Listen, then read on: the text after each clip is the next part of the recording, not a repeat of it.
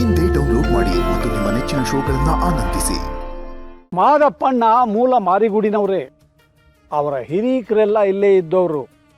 ಇದುವರೆಗೂ ಅವ್ರ ಬಗ್ಗೆ ಆಗಲಿ ಅವ್ರ ಮನೆಯವ್ರ ಬಗ್ಗೆ ಆಗಲಿ ಒಂದು ಕೆಟ್ಟ ಹೆಸರು ಬಂದಿಲ್ಲ, ಕೆಟ್ಟ ಮಾತು ಬಂದಿಲ್ಲ.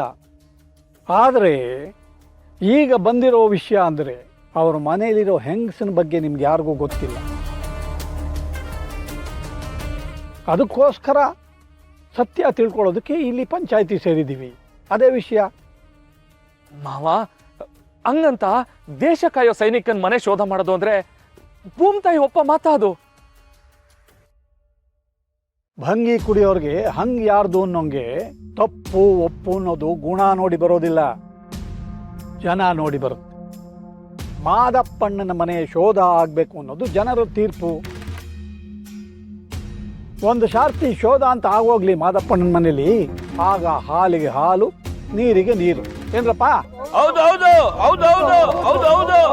ಸಾಧ್ಯನೇ ಇಲ್ಲ. ಯಾರು ಇದಕ್ಕೆ ಒಪ್ಕೋಕೂಡ್ದು.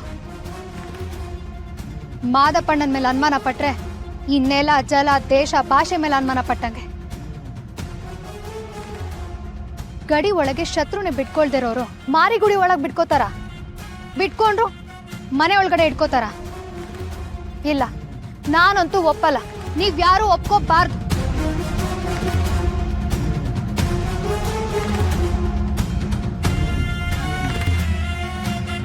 ಶ್ರೀಮತಿ ಪಾರ್ವತಿ ಶಿವು ಅವರು, ಇದು ಬೆನ್ನುಜ್ಜಿ ಬೆಟ್ಟದಷ್ಟು ಪಾಪ ತೊಳ್ಕೊಳ್ಳೋ ವಿಷಯ ಅಲ್ಲ. ಪಂಚಾಯಿತಿ ಅಂತ ಸೇರಿದ ಮೇಲೆ ಊರು ಜನರ ಮಾತು ಕೇಳಲೇಬೇಕು. ಅದಕ್ಕೆ ಒಂದು ಕೆಲಸ ಮಾಡೋಣ. ಈ ಸಮಸ್ಯೆಯಿಂದ ಯಾರಿಗೂ ತೊಂದರೆ ಆಗಬಾರ್ದು. ಇವತ್ತಿನ ನ್ಯಾಯ ತೀರ್ಮಾನದಲ್ಲಿ ಯಾವ ಸಮಸ್ಯೆನೂ ಆಗಬಾರ್ದು ಅಂತ ನನ್ನ ಜಾಗವನ್ನು ಶಿವೋಗಿ ಬಿಟ್ಕೊಡ್ತಾ ಇದ್ದೀನಿ.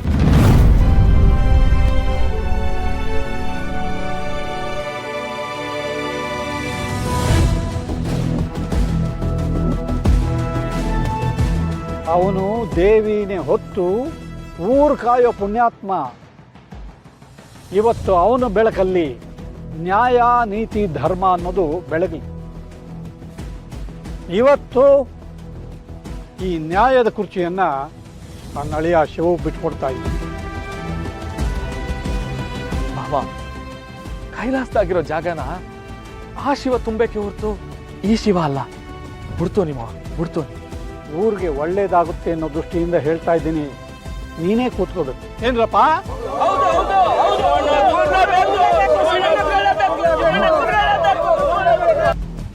ಮಾವ,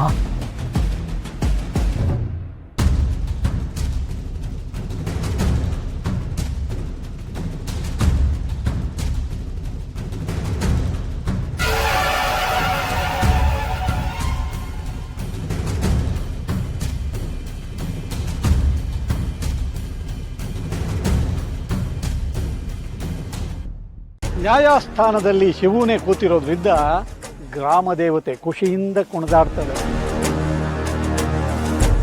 ಈಗ ಮಾದಪ್ಪನ ಮೇಲೆ ಆರೋಪ ಬಂದಿದೆ. ಮಾದಪ್ಪಣ್ಣನ ಮನೆ ಶೋಧ ಆಗಬೇಕು ಅನ್ನೋದು ಜನರ ನಿರ್ಧಾರ. ಆದರೆ ಶೋಧ ಆಗಬಾರ್ದು ಅಂತ ಕೆಲವು ಜನರ ಮನಸ್ಸಿನಲ್ಲಿದೆ.